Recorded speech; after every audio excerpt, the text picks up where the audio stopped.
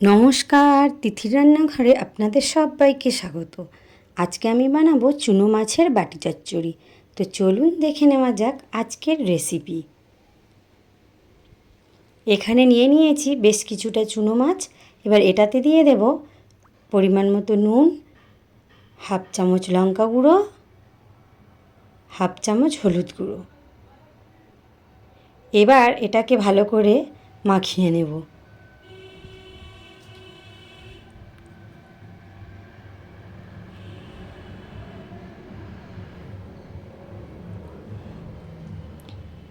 এবার আমি কয়েকটা সবজি কেটে নেব। এখানে একটা বড় সাইজের পেঁয়াজ নিয়েছি। এবার এটাকে কেটে নেব।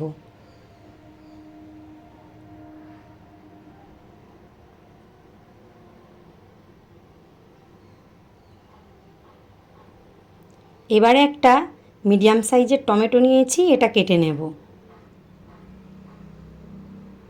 3-4টে মতো কাঁচা লঙ্কা নিয়েছি, এটা কেটে নেব। এবার একটা মিক্সিং জার নিয়েছি, এখানে দিয়ে দেব আদা নিয়েছি 1 চামচ, জিরে নিয়েছি হাফ চামচের একটু কম, আর কালো আর সাদা সর্ষে মিলিয়ে নিয়েছি 1.5 চামচ। এবার এটাকে মিহি পেস্ট বানিয়ে নেব। এদিকে সরু সরু করে আলু কেটে রেখেছি। এবার একটা প্যানের মধ্যে সব কিছু নিয়ে নেব।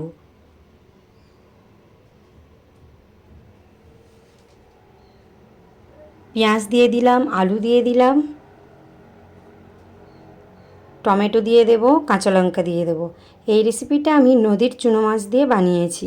আপনারা চাইলে পুকুরের মৌরলা মাছ দিয়ে বা নিজেদের পছন্দ মতো ছোটো কোনো মাছ দিয়ে বানিয়ে নিতে পারেন। দিয়ে দেব হাফ চামচ হলুদ গুঁড়ো, হাফ চামচ লঙ্কা গুঁড়ো, আর জিরে সর্ষে আদার পেস্ট। এবার দিয়ে দেব ম্যারিনেট করা চুনো মাছ।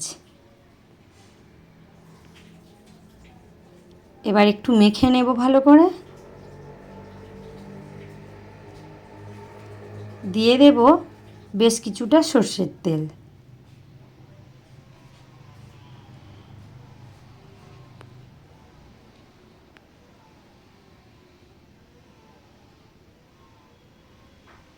এবার দিয়ে দেব পরিমাণ মতো নুন, আর জারটা ধুয়ে একটু জল দিয়ে দেব।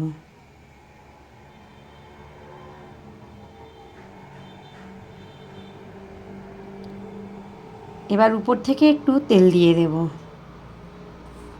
2টো গোটা কাঁচা লঙ্কা দিয়ে দেব। এবার ঢাকা দিয়ে দেব। এই যে হোলটা দেখতে পাচ্ছেন, এর মধ্যে একটা লবঙ্গ গেঁথে দেব। গ্যাসটা অন করব আর এটা বসিয়ে দেব। আর একটু জল দিয়ে দিলাম, দিয়ে ঢাকা দিয়ে দিলাম। প্রথমে হাই হিটে এটা টকবক করে ফুটিয়ে নিয়ে লো হিটে 15 মিনিট মতো রেখে দেব। দিলে রেডি হয়ে যাবে আমার চুনো মাছের বাটি চচ্চড়ি।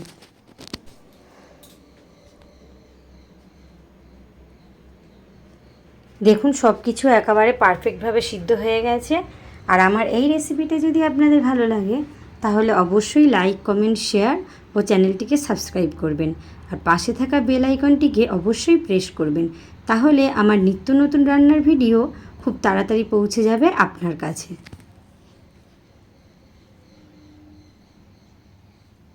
এবার আমি এটা গরম গরম ভাতের সাথে পরিবেশন করব।